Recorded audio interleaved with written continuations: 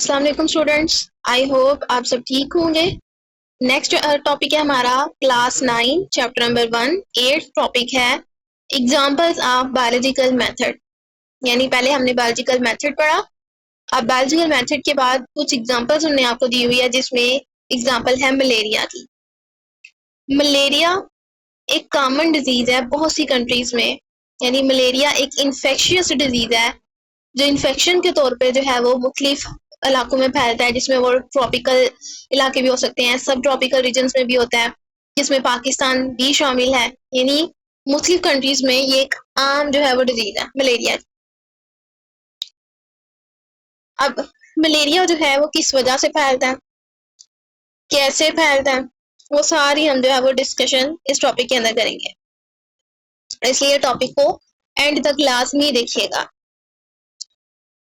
Malaria जो है वो बहुत से ह्यूमन हिस्ट्री में देखें तो मलेरिया बहुत से इंसानों को मार चुका है। यानी बहुत से जो इंसान हैं, बहुत से पीपल हैं, वो इस वजह से उनकी डेथ हो चुकी हुई है मलेरिया की वजह से।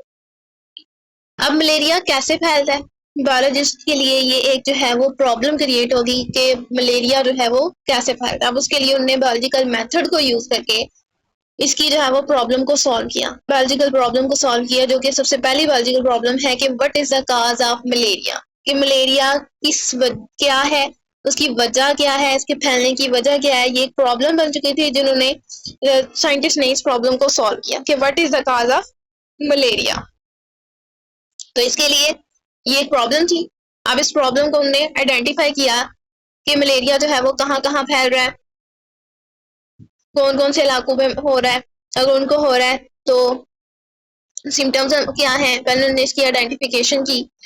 यानी मलेरिया में क्या होता है कि ये मलेरिया फैलता कैसे है। ये मलेरिया फैलता है एक मॉस्किटो की वजह से, फीमेल मच्छर के काटने की वजह से। फीमेल मच्छर जो काटता है उसका नाम है एनोफिलीज। एनोफिलीज मच्छर के काटने की वजह से मलेरिया होता है। अब मलेरिया उस मच्छर की वजह से नहीं होता, बल्कि उस मच्छर, उस मॉस्किटो के अंदर मौजूद प्लाज्मोडियम की वजह से होता है। अब इसके लिए उन्होंने जो है वो सोल्यूशन निकालने के लिए कि मलेरिया की वजह है क्या, तो उन्होंने इस प्रॉब्लम को आइडेंटिफाई किया। आइडेंटिफाई करने के बाद उनका सबसे पहला स्टेप क्या था, ऑब्जर्वेशन। यानी उन्होंने ऑब्जर्व किया कि मलेरिया किस वजह से फैलता है। सबसे पहले ऑब्जर्वेशन में उन्होंने बहुत से जो फिजिशियन थे, बहुत से उन्होंने मुख्तलिफ तरह के इलाकों में जाके देखा, उन्होंने क्या ऑब्जर्व किया। और ये उन्होंने ऑब्जर्वेशन की थी 19th सेंचुरी के अंदर। उन्होंने क्या ऑब्जर्व किया, उन्होंने ऑब्जर्व किया कि मलेरिया और जो मार्शी एरियाज हैं इनका आपस में कोई ना कोई रिलेशन है। यानी मलेरिया उन इलाकों में ज्यादा होता है जो मार्शी इलाके होते हैं, यानी जो दलदली इलाके होते हैं, जिनमें पानी जो है वो हर टाइम खड़ा रहता है, या हम कह सकते हैं कि कीचड़ जो है वो होता है, उन इलाकों में मलेरिया ज्यादा होता है। तो उस वजह से उन्होंने पहली ऑब्जर्वेशन क्या बना दी, उन्होंने बना दी कि मलेरिया और मार्शी एरियाज का कोई ना कोई रिलेशन है। दूसरा है कि quinine is an effective drug for treating malaria. यानी जो क्विनीन है एक मेडिसिन है जो कि 17 से 20 के दरमियान में एक रेमेडी थी मलेरिया को ट्रीट करने के लिए। ये उन्होंने ऑब्जर्व की कि क्विनीन जो थी वो बनी थी जो कि मलेरिया के ट्रीटमेंट के लिए थी। उसके बाद थर्ड ऑब्जर्वेशन उन्होंने ये की कि drinking the water of marshy areas does not cause malaria. फिर उन्होंने कहा कि अगर हम उस मार्शी इलाके का पानी पीते हैं तो उससे मलेरिया नहीं होता। ये भी उन्होंने ऑब्जर्वेशन की, ये भी उन्होंने ऑब्जर्व किया, मुशाहदा किया। उसके बाद चौथी और लास्ट उन्होंने जो है वो ये ऑब्जर्वेशन की कि Plasmodium was seen in the blood of malaria patient. यानी ऐसे पेशेंट जिनको मलेरिया था उनके ब्लड में उन्होंने टेस्ट करने के बाद देखा कि उनके ब्लड में प्लाज्मोडियम मौजूद थी, जो कि उस मच्छर के अंदर यानी मॉस्किटो के अंदर भी मौजूद होती है। अब जैसे ही मॉस्किटो काटता है, काटने के बाद वो प्लाज्मोडियम मॉस्किटो से निकल के उस पेशेंट के अंदर, उस जो है वो इंसान की बॉडी के अंदर चला जाता है, उसके ब्लड के अंदर चला जाता है ये प्लाज्मोडियम। तो चौथा उन्होंने ऑब्जर्व ये किया था कि मलेरियल पेशेंट के ब्लड में ये प्लाज्मोडियम मौजूद होता है। प्लाज्मोडियम एक जो है प्रोटोजोन है, पैरासाइट है, जो बॉडी से बाहर तो नुकसान दे नहीं देता, लेकिन जैसे ही बॉडी के अंदर जाता है तो प्लाज्मोडियम क्या करता है बॉडी के अंदर ही जाता है, वहीं से अपना खाना भी ले रहा होता है अपने होस्ट से, और उसी को ही नुकसान पहुंचा रहा होता है। तो प्लाज्मोडियम जो है, चौथी ऑब्जर्वेशन ये थी कि मलेरियल पेशेंट की ब्लड के अंदर ये देखा गया था। अब एक जो है आपकी बुक के ऊपर उन्होंने ब्लू बॉक्स दिया, उसमें क्या लिखा हुआ है कि 1878 के अंदर एक फ्रेंच का आर्मी फिजिशियन था लिब्रान, उसने मलेरिया की काज के बारे में रिसर्च किया, यानी उसने रिसर्च की कि मलेरिया की वजह क्या है।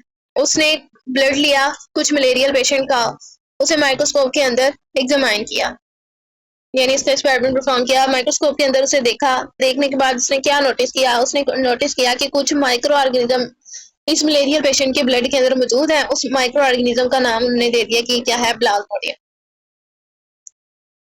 अब हाइपोथेसिस क्या बनी, मुख्तलिफ एक्सपेरिमेंट परफॉर्म करने के बाद हाइपोथेसिस जो है यानी ऑब्जर्वेशन करने के बाद ये हाइपोथेसिस बनी कि प्लाज्मोडियम ही जो है वो मलेरिया की वजह है। ये उन्होंने गैस बना लिया ऑब्जर्व करने के बाद कि प्लाज्मोडियम जो है is the cause of malaria. ये एक हाइपोथेसिस बन गई, गैस बन गया। अब इसको टेस्ट करना था। टेस्ट करने के लिए उन्हें क्या करना है, सबसे पहले तो उन्हें थर्ड आ जाता है डिडक्शन।